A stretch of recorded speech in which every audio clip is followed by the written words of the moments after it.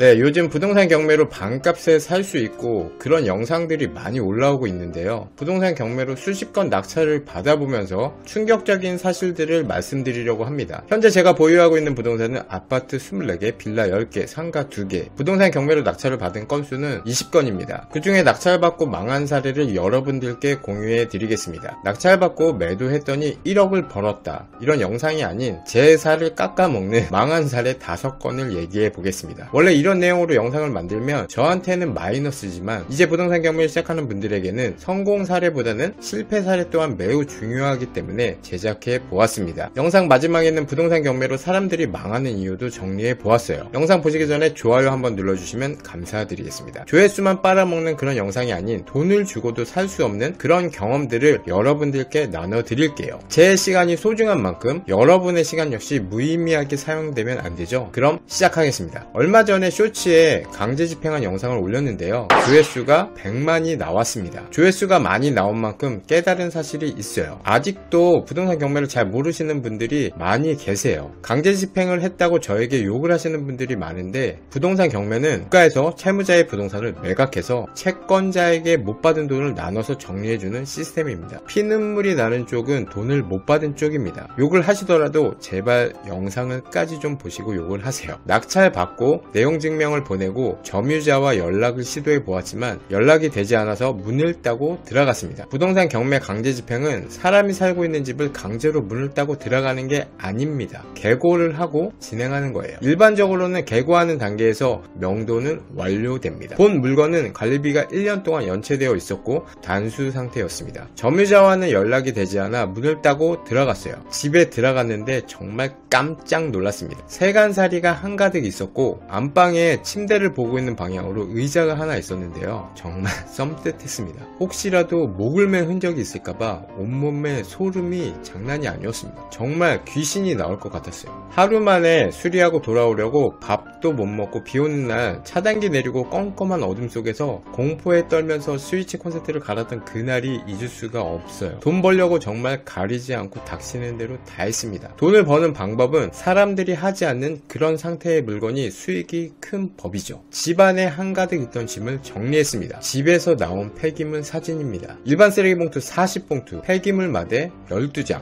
가구는 스티커 붙여서 다 버렸습니다. 대체적으로 아파트보다는 빌라가 공실이 많습니다. 두 번째 물건은 공실 기간이 오래돼서 한전에서 전기 계량기까지 뜯어간 단전 상태의 물건입니다. 문을 따는 분들도 다행해서 도어락을 깨는 분이 있고 사진처럼 옆에 타공을 해서 도어락을 파손시키지 않고 따는 분이 있습니다. 이 물건도 문을 따고 들어갔더니 세간살이가 그대로 있었어요. 사진에서 보이지 않지만 변기 안은 상상 그 이상이라 여러분들이 영상을 끌 수도 있어서 보여드리지 않고 가겠습니다. 변기안은 상상하시는 거 바로 그게 한 바가지 있었습니다. 다잉 메시지처럼 점유자가 낙찰자에게 남기는 메시지를 그걸 한 바가지로 표현을 한 거죠. 세탁기도 있었고요. 음식물 쓰레기도 있었습니다. 냄새가 정말 장난이 아니었어요. 밥통 안에는 밥도 있었습니다. 침대 프레임은 직접 분리를 해서 갖다 버렸습니다. 엘베 없는 4층에서 도가니가 나갈 뻔했어요. 네, 세 번째 물건입니다. 살림살이를 그냥 두고 나가시는 분들이 많고 이사비 협의를 하면서 처리해달라고 하시는 분들도 있습니다. 대형 평수 아파트 물건인데요. 액자들이 많아서 특히 이 달마도 액자는 제가 집에다 걸어 놓으려고 했는데 와이프님이 절대 가져오지 말라 그래서 중고나라에서 드림으로 처리했습니다. 식탁,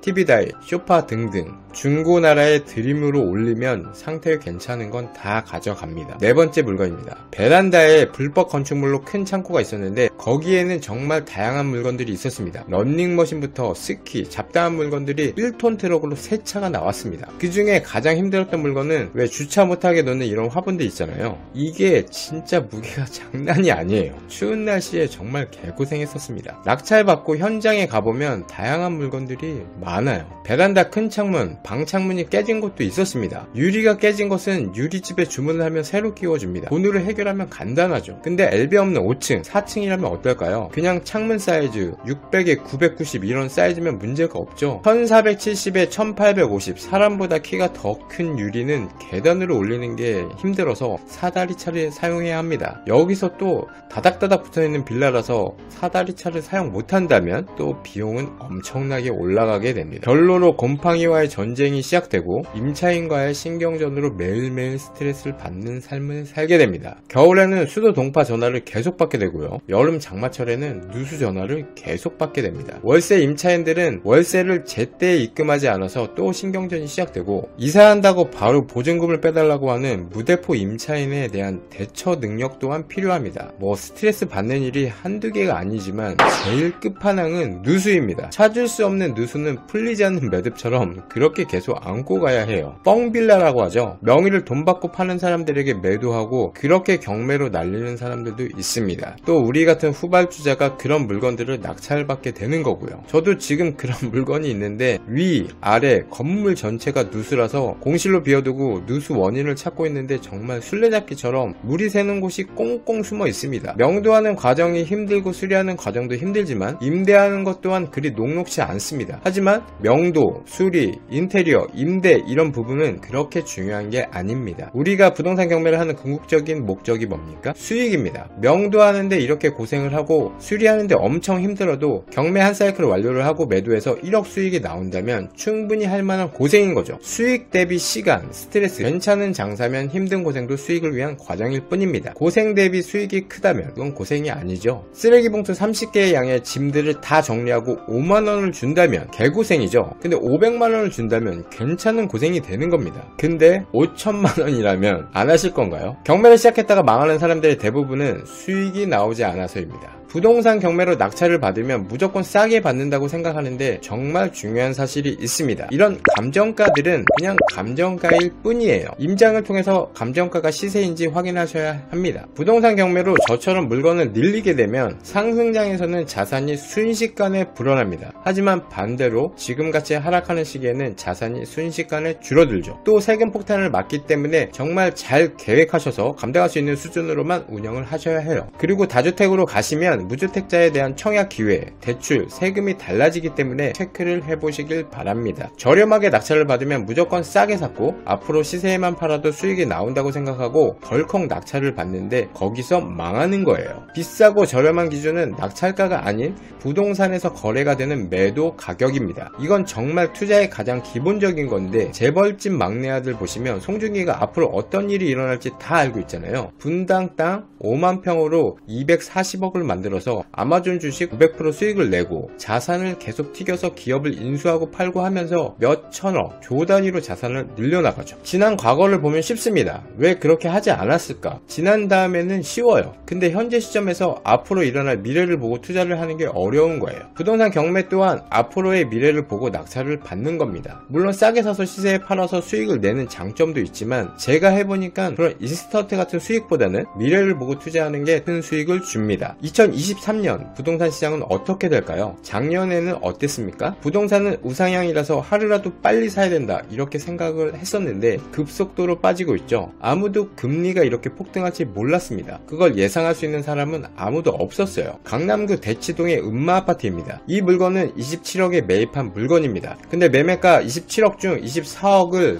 대부업체에서 빌린 거죠. 24억에 대한 정확한 대출이자는 알 수 없지만 보수적으로 연 10%로 계산하더라도 2억 4천이고 12달로 나누면 월 1,000만원의 대출이자가 나오는 거예요. 대출이 안 나오니까 대부업체에서 엄청난 레버리지를 끌어와서 이거 산 거죠. 근데 건물을 보통 이렇게 하면 월세를 받아서 대출이자를 내는데 이건 그냥 자기가 대출이자를 내는 거예요. 매달 대출이자 2천만원보다 그 이상으로 오른다고 생각한 거죠. 2년 동안 8억이 오르고 1년에 5억이 오르니까 대출이자 내고도 2억은 남네?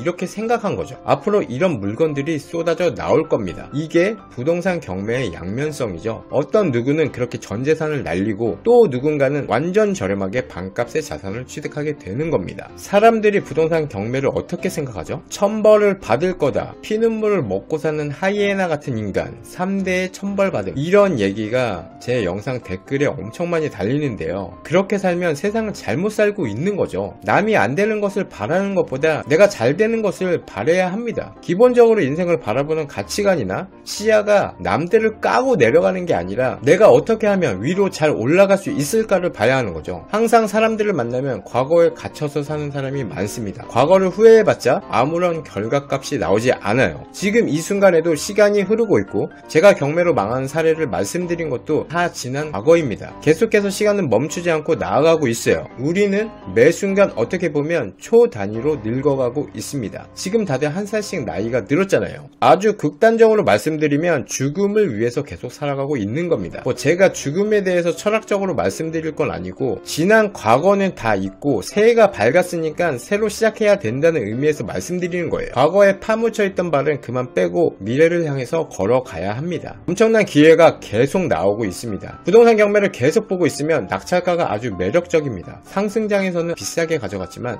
지금은 정말 싸게 가져갈 수 있는 시장이 온 거예요. 근데 아무도 사려고 하지 않죠. 앞으로 계속 반토막, 반의 반토막 이렇게 계속 폭락을 할 수는 없어요. 그렇게 되면 개인이 망하고 기업이 망하고 국가가 망하게 됩니다. 정부는 절대 그렇게 가만두지 않아요. 조금 더 떨어질 수는 있겠죠. 자본주의에 대해서 근본적인 믿음이 없이는 투자할 수 없습니다. 앞으로 굉장히 많은 기회가 올 겁니다. 작년에 부동산 수익을 내신 분들은 거의 없을 거예요. 10년, 20년 전에 매입한 분들은 지금 하락한 상황에서도 매도하면 수익이 나겠지만 일반적으로 그렇지 않죠. 아까 말씀드린 음마아파트도 그렇고 수도권의 영끌에서 꼭지에 사신 분들은 아주 힘든 시기를 보내고 계실 텐데 감당하실 수 있으면 견뎌내셔야 하고요. 또 좋은 시기는 옵니다. 계속 부정적으로 과거를 생각하고 후회만 하고 있으면 자산을 그냥 던져버리게 되는 것이고 손실을 확정하게 되는 거죠. 과거에 빠져서 앞으로 다가올 미래를 놓쳐서는 안 됩니다. 부동산을 팔아야 하는 시기가 아니라 사야 할 계획을 세우는 시기입니다. 그렇다고 서두르실 필요는 없어요. 부동산은 주식처럼 갑자기 반등하지 않기 때문에 상승 분위기가 되면 조금 상승한 가격에 매입을 하셔도 괜찮아요. 진짜 부동산 고수들은 바닥을 맞추는 사람이 아닙니다. 그런 사람은 없어요. 존재하지 않습니다. 진짜 부동산 고수들은 다가올 미래를 정확히는 아니지만 어느 정도 예측하고 기다리는 사람들입니다. 계속 다가올 미래를 기다려야 하는 거예요. 투자라는 것은 과거가 아닌 미래를 보고 하는 거니까요. 사람들은 계속 말하죠. 더 빠져야 돼. 이제 시작이야. 아직은 아니야. 조금 더 기다려. 이렇게 말하죠. 근데 우리가 반드시 관가해서 안 되는 것은 이 부동산이라는 것은 모든 사람이 돈을 벌게 해준 적이 없습니다. 누군가는 잃어야 누군가는 버는 거예요. 많은 사람들이 돈을 벌었다. 공시지가 1억 이하에 다 뛰어가서 샀더니 다 1억씩 올랐다. 이런 건 분명히 얼마 안 가서 역풍이 몰아칩니다. 결국 뛰어오는 인간들한테 넘기고 나오는 사람들이 진짜 고수입니다. 사람들이 투기꾼이라고 욕하고 돌 던지는 사람들이 고수이고 욕하는 우리 대부분이 아직 이 자본주의 부동산 시장을 이해를 못하는 거예요. 근데 다시 엄청난 기회가 오고 있어요. 지난 과거는 과거일 뿐 다 잊으세요. 인생은 지금 right now입니다. 여러분들이 지금 하실 일은 부동산 경매 공부를 하셔야 합니다. 더 나아가 부동산 시장을 분석하고 있어야 해요. 왜 빠지는지 왜 오르는지 사람들이 움직이는 동선 그걸 생각하고 있어야 기회를 잡을 수 있는 거예요. 썸네일과 제목에 20대라고 해서 죄송합니다. 예전에는 한 살이라도 더 많아 보이려고 했는데 지금은 20대로 돌아가고 싶은 마음이 간절하네요. 오늘 영상은 여기까지 하겠습니다. 영상이 도움이 되셨다면 좋아요 한번 부탁드리겠습니다. 감사합니다. 이상 별님이었습니다.